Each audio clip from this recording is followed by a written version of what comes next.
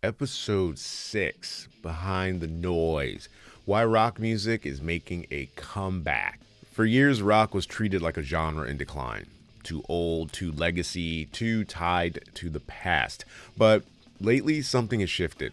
In this episode of Behind the Noise, we look at why rock music feels like it's making a comeback, what's driving the return of guitar based music, how younger artists are reshaping the sound, and whether this is a short term revival or the start of a new, real era. From nostalgia and fashion to live energy and the burnout of ultra polished pop. We break down why rock suddenly feels relevant again. For the better part of the last decade, rock music has been talked about like a retired athlete people still respect, but don't really expect to see in the game again. Important once, influential forever, but no longer the main event. And yet here we are.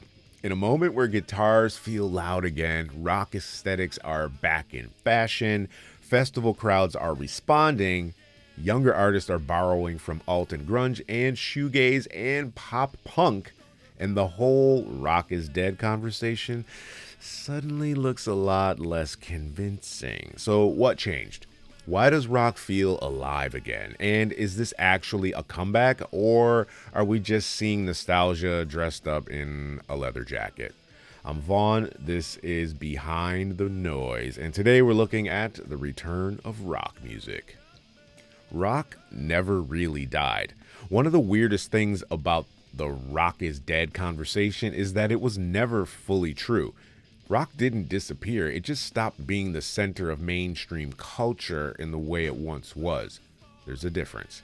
For decades, rock was so dominant that people got used to measuring its health by whether it controlled the top of the charts, the biggest radio stations, cultural moments, and the biggest stars.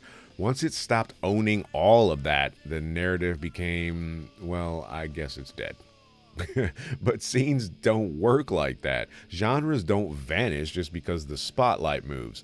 Rock kept existing in local scenes and festivals, alternative spaces, college radio, like online communities, in post punk revivals, in pop punk waves, hardcore scenes, indie bands, and in every kid still learning guitar because some noisy song made them feel less alone. The truth is, rock didn't die, it went decentralized. Why it feels different this time? So, why does it feel like a comeback now? Because we're seeing multiple things happen at once. First, younger artists are pulling guitar music back into the conversation. Not always in a pure classic rock sense, but through hybrids, alt rock, shoegaze, grunge, revival, emo, stuff like that.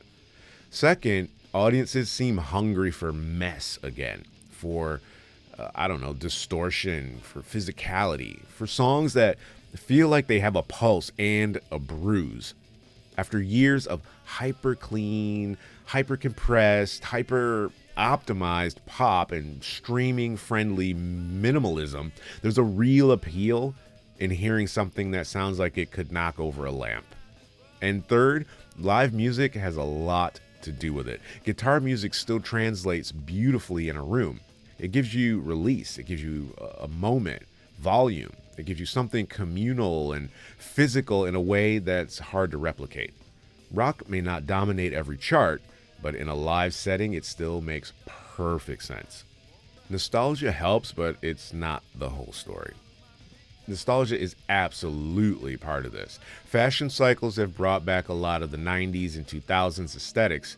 Younger listeners are discovering older bands through streaming, TikTok, as we mentioned in the last episode, through parents, through playlists, random algorithm rabbit holes. Vintage guitar tones, oversized silhouettes, moody visuals, messy eyeliner, old band tees. All of it carries cultural value again. But nostalgia alone doesn't explain why new artists are making these sounds now. What's happening feels bigger than just people miss the old stuff. It feels like a reaction to the current landscape, a reaction to music that's become overly optimized, a reaction to the flattening effect of playlists and algorithms, a reaction to the idea that everything has to be neat, fast, and frictionless. Rock, at its best, offers friction. It offers tension, sweat. It offers a little bit of danger. Even when it's polished, it still suggests the possibility of chaos. That's attractive again. The new version of rock. The other reason the comeback feels real is that the artists pushing guitar music now aren't all trying to recreate one exact era. They're mixing influences. Some pull from grunge, some from emo, some from shoegaze, some from post-punk, some from pop, some from metal textures, some from electronic production. The result is that rock now often feels more like a language than a fixed rule book. And that's probably healthy. Because if rock was going to come back in a meaningful way, it was never going to do it by simply pretending it was 1994 again. It needed to absorb the present. It needed to be reshaped by the internet, by streaming, by genre collapse, by visual culture, by a generation that grew up with everything available at once. So jealous. Not really, but it's kind of cool. That's the version of rock that has a future. So, is rock actually back? I think the answer is yes, but with an important caveat. Rock is back if by back we mean culturally relevant, culturally active, visually present, and emotionally useful to a new generation of artists and fans.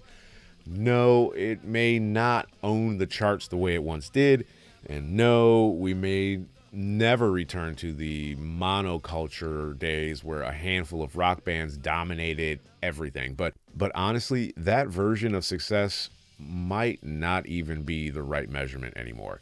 The best question is, does rock feel alive? Does it feel influential, like a space where exciting things are happening? Right now, I'd say yes. And that matters more than chart nostalgia. Okay, so rock music didn't rise from the grave. It just stopped asking for permission to matter.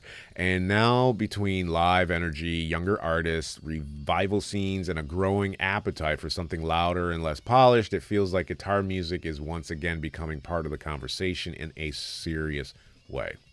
I'm Vaughn. This is Behind the Noise. Let me know in the comments whether rock is genuinely back or whether we're all just romantically projecting onto a distortion pedal. And I'll catch you in the next one.